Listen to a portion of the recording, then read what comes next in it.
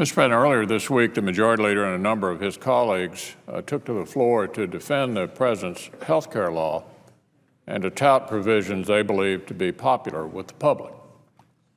What they didn't do was allow a vote on the entirety of the bill, which proves to be even more of a disaster with each passing day, and which a majority of Americans continue to vigorously oppose.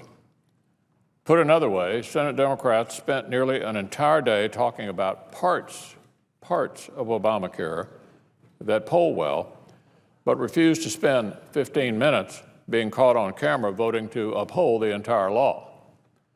What are they afraid of? Why won't they allow a vote?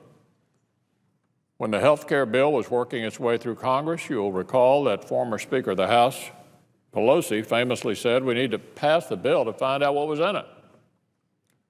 Well, now that we've had some time to study its consequences, I can't think of any reason why senators wouldn't want to stand up and be counted with a vote on the floor, either for or against repeal.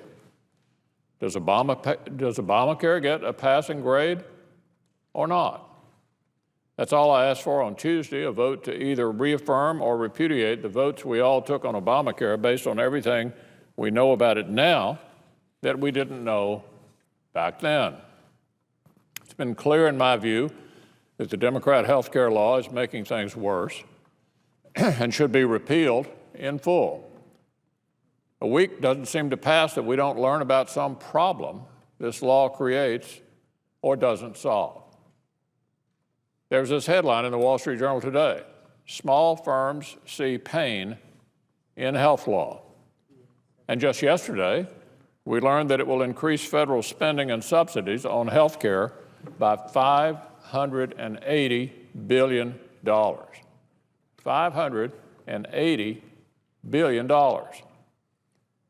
Which means that even after you count the more than $700 billion that it takes out of Medicare, it still increases federal health spending and subsidies by more than $1/2 trillion.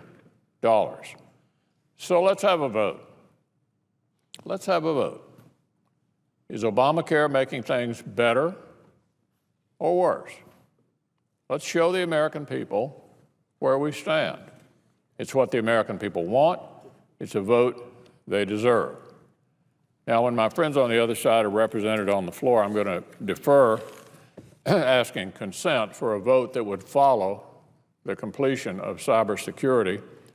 And so I will defer on asking that consent until the Majority Leader or one of his representatives comes to the floor.